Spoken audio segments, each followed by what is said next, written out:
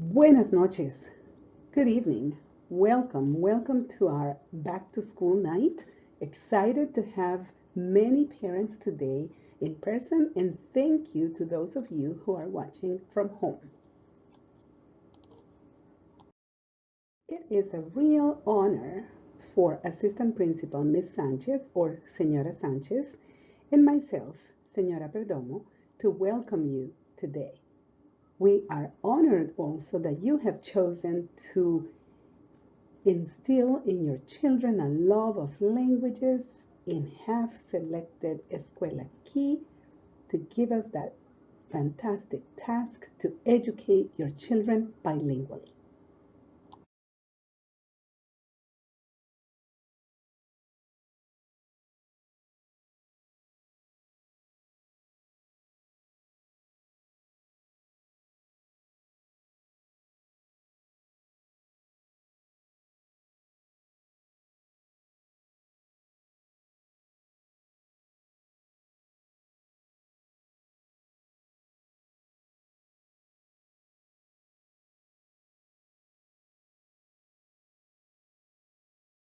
As you know by now, our dismissal has changed to 3:50, and on early release days, the day for students end at 1:30. We appreciate you getting the students here on time every day because attendance is fundamental to student success. Thank you. In this slide, you will find important information regarding attendance, such as our policy and also the APS attendance policy, how to report an absence, and the types of absences that are excused. Please save it for future reference. We continue to work very closely with our clinic staff. Ms. Hans, Liz Hans is our school nurse, and Ms. Guillen, Vilma Guillen, is the clinic aide. Please make sure that you contact them for any question regarding medications or any type of medical conditions that your children or your child has. It is very important that every one of these documents that they have on file remains up to date, and especially if your child has an allergy, that we know about it. Their safety and their health are very important to us.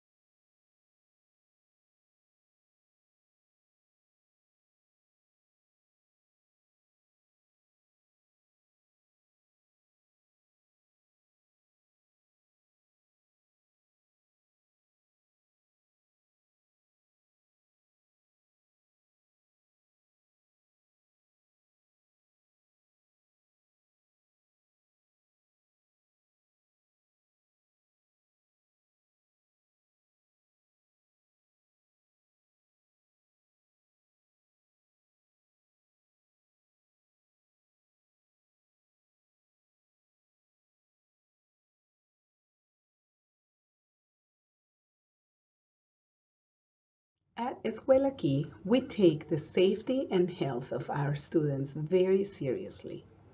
Because we have students with severe food allergies, please do not send any food that contains peanuts or tree nuts. We are going to continue to eat outdoors as long as the weather permits, so please make sure that students are dressed for the weather when it gets colder. Also, if you, on sunny days, feel free to send a hat that they can wear outside or put on some sunscreen lotion. Our school stays up to date with all required drills, and we communicate to our parents when we hold those drills.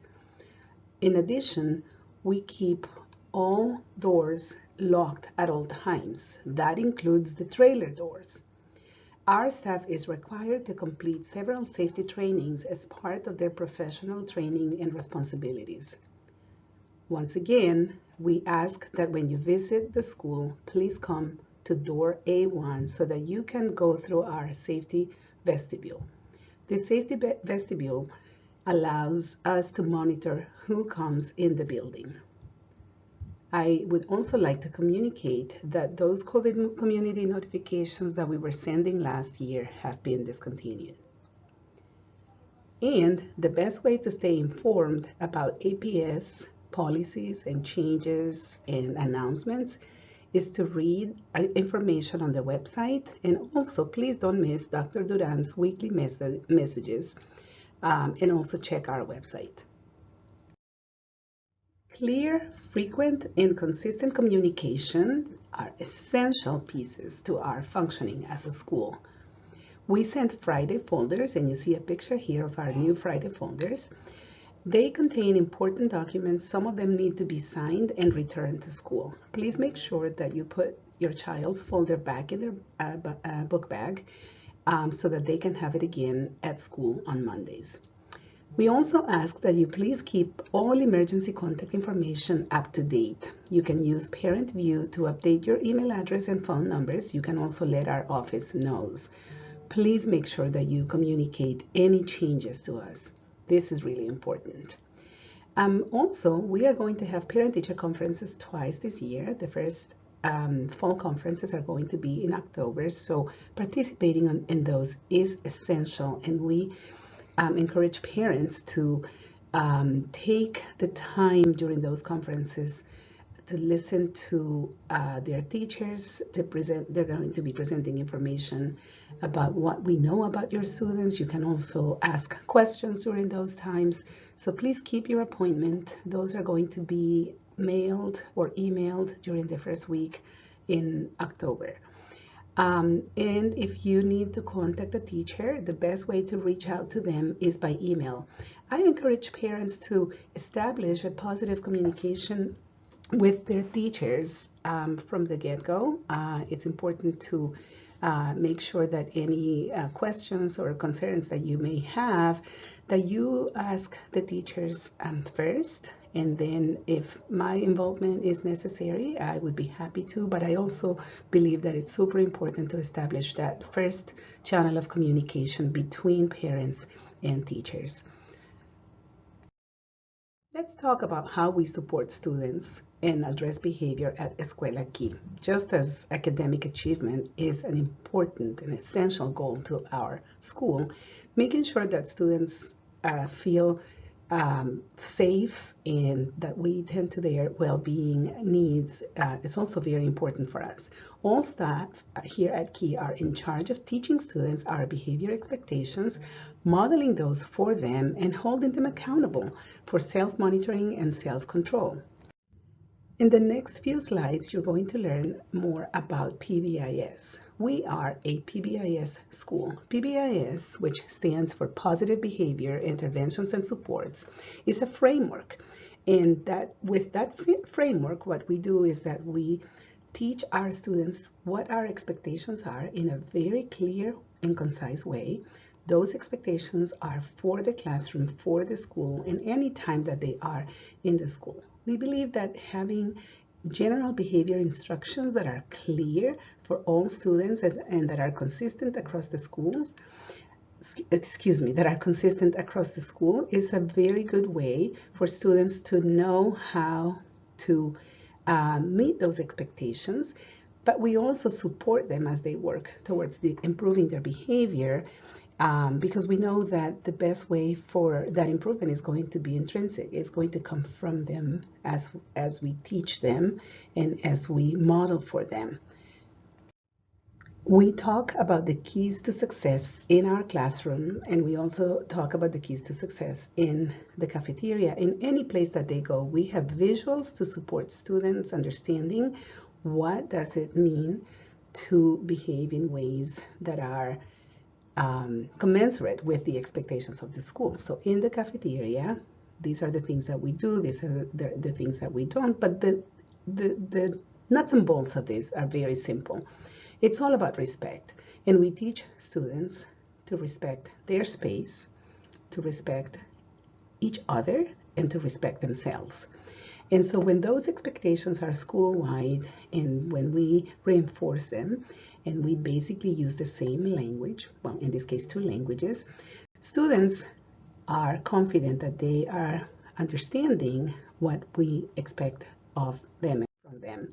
We also use these charts in the classrooms and other spaces that signal to students when their voices are getting too loud or when their voices when they need to be working with each other and the teachers tell them what voice level they can use. And this is important because then they learn to modulate their voices and they learn that being attentive to what is happening around them is also important. It's an important part of growing up, knowing your surroundings and knowing when you're being too loud and is being interfering with others' opportunities to learn. A big part of PBIS is to acknowledge the students when they are getting it right. So later this year, you're going to be seeing some notes coming from any member of the staff recognizing your child for showing respect in a specific manner. We call those high fives from the beehive, and it's basically a note that indicates that somebody saw your child doing a specific action that demonstrates those expected behaviors.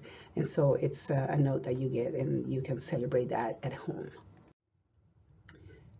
In the next few slides, I'd like to introduce specialists and support staff who are essential to our school. This is Coach Pond, our teacher for the gifted. And in her slides, she describes her job, but I would also like to let you know that our approach at Escuela Key is that differentiation happens in the classroom. The coach for the gifted works with teachers to provide training and resources and works with the students in the classroom. So it's not a pull-out model, but it's really an inclusion model where the gifted resource teacher goes into the classroom to work with the students. She will be sending information about an information session that she's going to program to discuss gifted education this fall. And it's also, she's also available to answer questions. Her contact information is on the slide. We have a nationally recognized counseling program and are very fortunate to have two full-time school counselors, Ms. Dodson and Ms. Roca. They provide weekly lessons in the classroom and also meet with students individually as needed or in small groups, such as in lunch bunches, which are very popular. They split the grades, so please take note that Ms. Dodson is assigned to grades 1st, 2nd, and 5th, and Señorita Roca works with kindergarten, 3rd, and 4th grade. Señorita Roca is bilingual.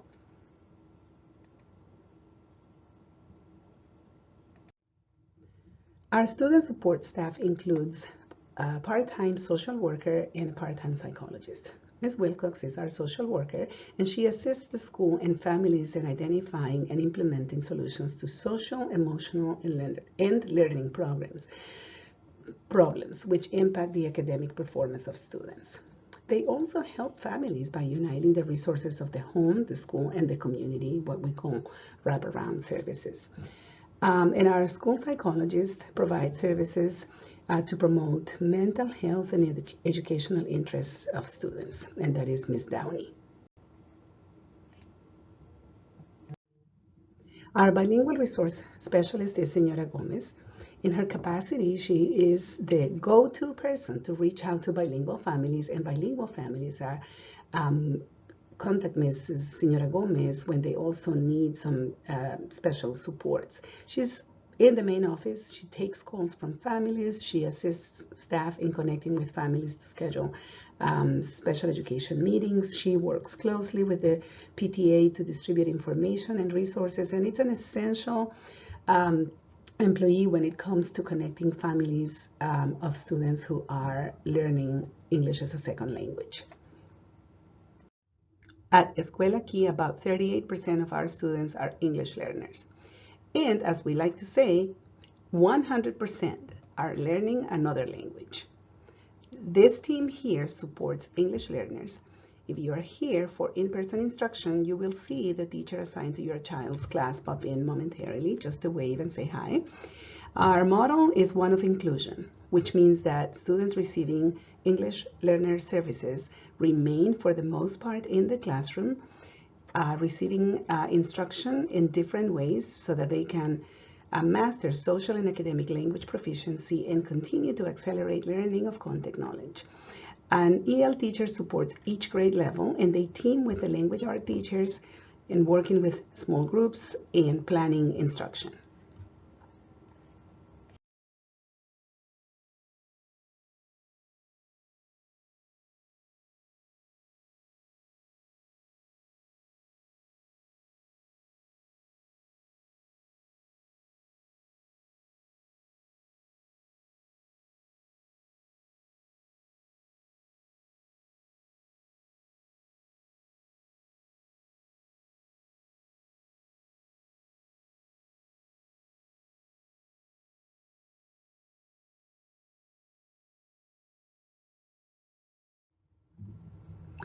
I dare say that this is by far the most popular team in the school, an honor well deserved by our creative and energetic physical education team. Mr. K, Miss B, and Coach Fava are the awesome PE team, and they are instrumental not just in promoting healthy lifestyle and a love of sports and staying healthy and physically active, but they also help us by organizing activities such as Rocktober Day, which is coming up in October, and Field Day. And if you are new to our school, just wait. You will be hearing a lot about it from your child in the spring. Field Day is coming, usually happens at second week in June.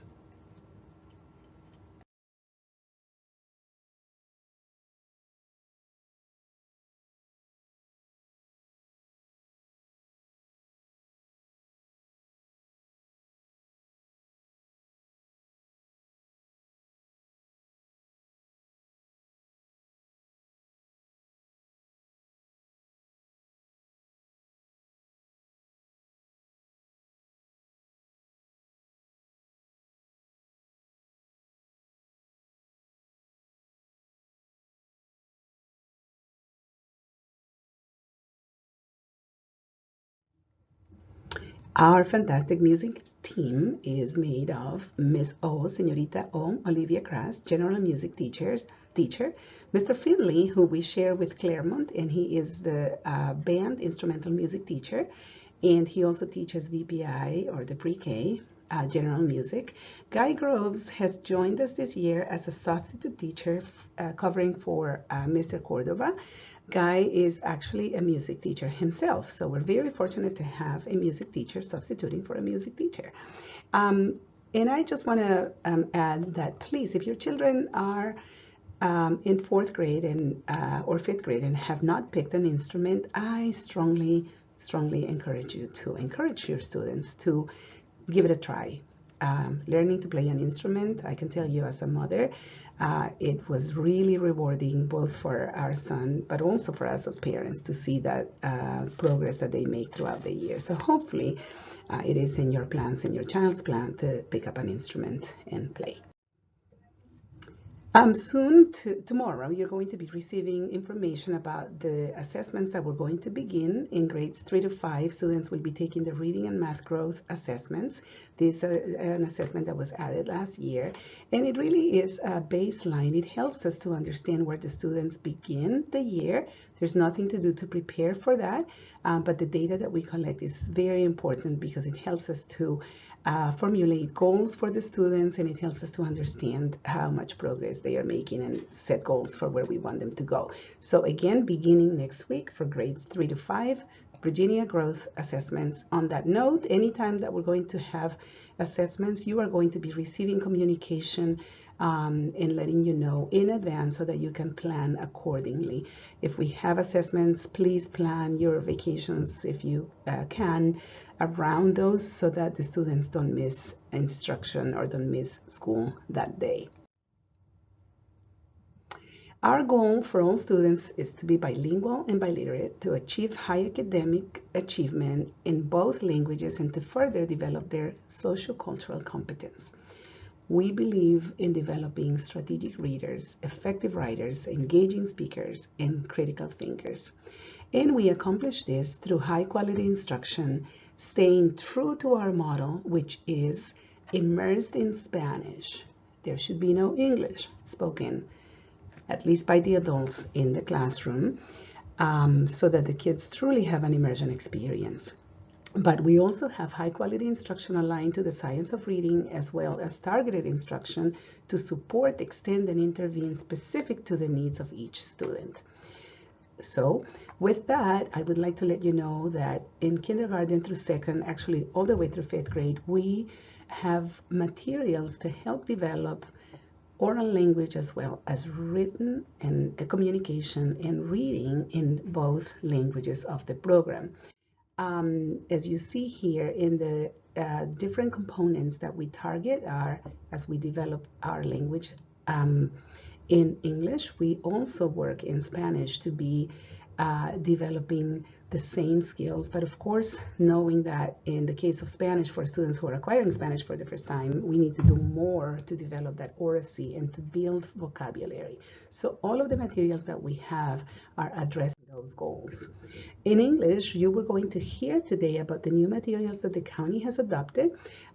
These are the core instruction for teaching reading and writing, and we have adopted CKLA, which you're going to be hearing more in detail, but we are planning with those materials, getting to understand them and their components, and at the same time, as we plan for upcoming changes to the program, knowing what specific skills and what topics and themes and goals are going to be integrated as we transition into the 80-20 program. So here's some information from our dual language coordinator, Ms. Bermudez, who, by the way, is going to be attending the next PTA meeting. And this information was provided to give the community information about the ongoing work as we prepare to transition into an 80-20 model for the immersion program. You will be getting more information, as I said, about these changes as the year progresses, but I just wanted to let you know that the work has begun and it's ongoing, and we are taking part in that work. In terms of technology, the message that I sent earlier indicates that students are receiving their iPads at school, and that work is ongoing. And iPads are going to remain at school. The only time that they're going to take them home is if there is an assignment. And when that happens, I ask that you please monitor your children's use of the iPads. And we really want to limit the use of devices in class. We want interpersonal communication, and we really want the students to be able to develop their oral skills and their listening skills. And iPad use has been limited at the beginning of the year. There's been none. But then later on, when the students actually have them in the classroom, iPads will be used judiciously, and there will be time limits. It's not going to be a central tool as it was during virtual instruction.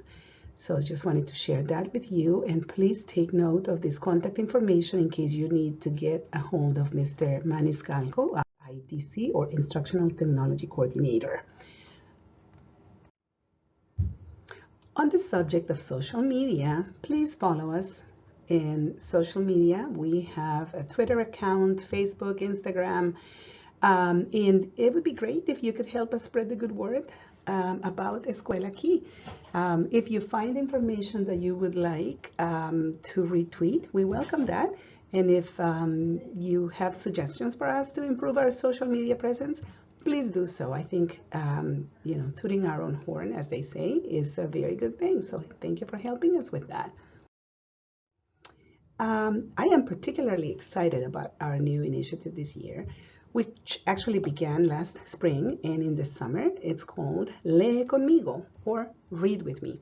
It's an invitation for everyone to pick up a book, hopefully a paper copy, and read to a child, with a child, by themselves, any place, any time, hopefully every day, and to read in any language, Spanish or English or any other language that you speak, but reading for the pleasure of reading. Thanks to your generosity and all the funding that is that we receive through the PTA, they're going to be able to support this initiative. So soon you will see some changes inside the building to promote reading as a daily pastime And we want your students to be very excited as we kick this initiative off, and we say, okay, this is what we do. Lee conmigo, lee conmigo. So notice when you visit the school, the lees, leamos, leen, that's just the beginning, and it's just basically a question and invitation. Do you read? Let's read. Let's all read. And then finally, lee conmigo, read with me. So excited about that because I know it's going to promote language and it's going to promote reading, and I love reading, and I feel that it's just so essential to fall in love with reading early. We are very proud also of earning our designation as a No Place for Hate school, and we'll continue this year with activities that promote inclusion, tolerance, the use of respectful language, and overall ensuring that our beautifully vibrant community remains committed to celebrating the richness of our diversity. So with that, the No Place for Hate work will begin again. We are in year 3 of this initiative, and again, very proud of the work that we have done to that respect. And we also will continue to pursue the designation as a Purple Star school. This is awarded to schools that strive to support military families. We have begun this work already. Here are some images for some of the events that we held last year, and we will continue with the next steps. Hopefully by the end of the year, we'll receive that designation. And thank you to all the families who serve our country here and abroad, and to the families who are also associated with the military or with international organizations or with State Department. We welcome you, we salute you, and we thank you for your service. There are many opportunities to get involved in our school, and we love that parents are now able to be back in the school. Volunteers are welcome, and many are already serving as room parents. Some offer to chaperone trips, others help distributing books, some come and weed the grounds, and there's just so many ways to help. We are not going to be soliciting volunteers for outdoor lunch and recess coverage for now. We thankfully have received some additional staffing and are able to manage. But we want to thank all the parents who helped us last year, because so many people stepped up and made possible that we were able to offer outdoor lunch when we were very short-staffed. Please consider joining our PTA and the email distribution lists if you haven't done that yet. We work very closely and we organize activities. We're in constant communication because our goal is a common goal. We want the community to receive timely communication. We want the community to feel welcome. We at Escuela Key are not just a wonderful school, we are really a wonderful community, comunidad. Your support is immensely appreciated. So by all means, join. Make sure that you participate in those activities that they're going to be programming. Don't hesitate to let us know if you have ideas about ways that we can improve that outreach to the community. And please, it is an honor to be the principal of Key, and I thank you for your time tonight. Have a great evening and enjoy your teacher's presentation. Muchas gracias. Buenas noches.